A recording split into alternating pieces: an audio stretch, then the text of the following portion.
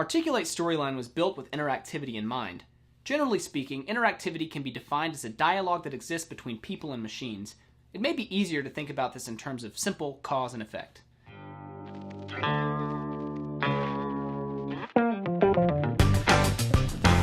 Okay, so here's the deal. I got to the office today before Nathan, which never happens. So I'm gonna go hide in the other room, and when he gets here, I'm gonna drop this drippy ice cube down his back. I think he's coming. I'm gonna go. Shh.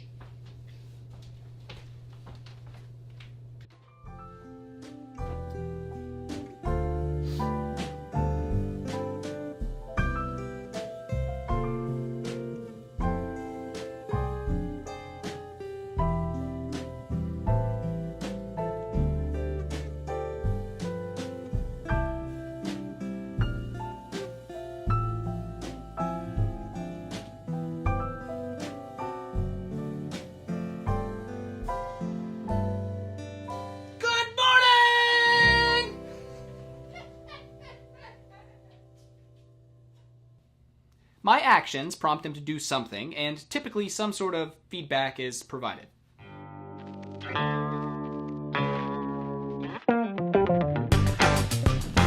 Okay, so last week, you probably remember Ryan put the ice cube down my shirt. Well, now it's his turn.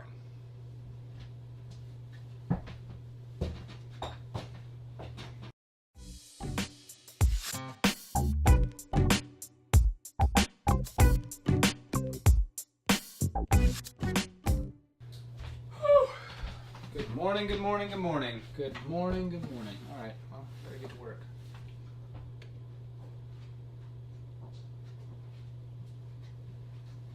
Hey, good morning, Nathan. Morning. Got you a cup of coffee here. Oh, wow, thank you. I appreciate that.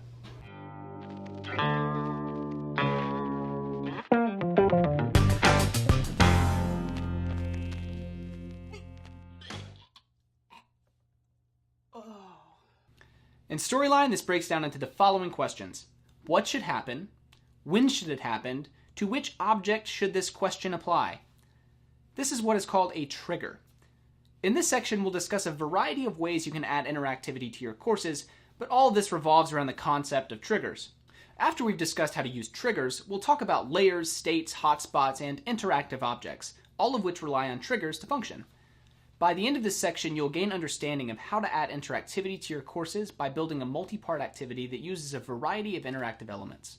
As always, if you have any questions as you go along, feel free to post them in the discussion boards. Maybe the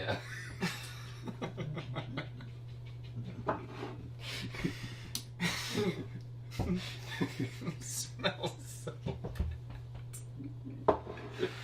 Okay. Yeah, I don't have anything to say there.